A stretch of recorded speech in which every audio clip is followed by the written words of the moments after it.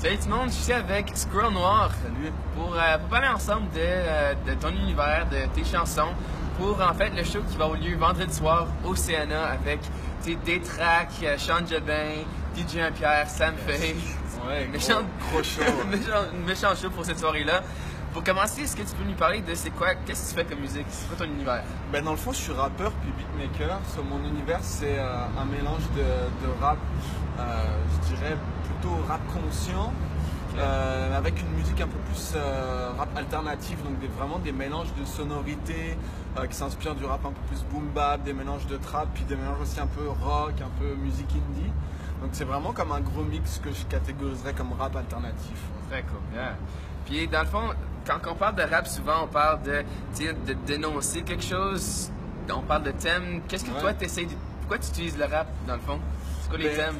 C'est vrai que le rap à la base c'était pour dénoncer, etc. Même si j'ai l'impression que ça se perd un petit peu en ce moment, on a de plus en plus de rap un peu plus léger, etc. Mais moi j'essaie quand même de garder un côté dans mon rap. Je dépeins une vision de la société, quelque chose de très introspectif aussi. Je parle beaucoup du voyage, de partir pour apprendre qui on est, se chercher. C'est très introspectif aussi, beaucoup, ouais, je dépeins une vision de la société, parfois politique, parfois des choses que je vois, etc. Dans le fond, on s'était parlé, toi tu viens de la France. C'est ça. Tu es ici aussi. Quand tu parles de société, est-ce que tu mélanges les deux? Qu'est-ce que tu fais avec ça? C'est plus des faits de société larges. Et comme je vais parler de... Ben, on va pas se mentir que la politique, les problèmes politiques, etc. sont généralement les mêmes dans les pays occidentaux. Là. La France, le Canada, il y a beaucoup de similitudes.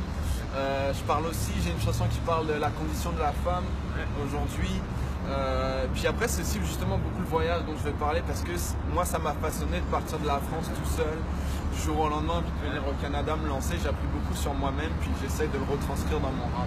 D'accord. Puis finalement, tu sais, sur Facebook, sur tes plateformes, on voit des freestyles, on voit des vidéoclips, des chansons.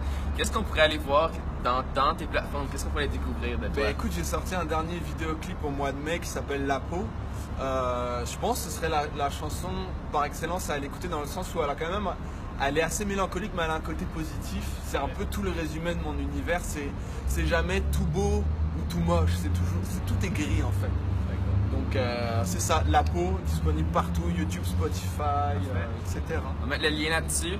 Avant de se quitter, est-ce que tu aimerais juste dire quelque chose aux jeunes qui vont venir te voir au show? Venez, comme c'est cool qu'à Ottawa on ait des shows de rap en français.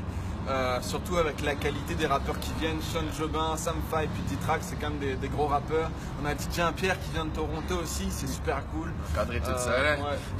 Des grosses découvertes si le rap vous intéresse, si vous voulez découvrir du rap francophone, venez. C'est la soirée à le faire. C'est ça, puis le CNA c'est comme une place vraiment excellente, des conditions excellentes pour découvrir un show. Yes. Ben merci. Ben merci à toi, ça fait plaisir. Yes. Cool.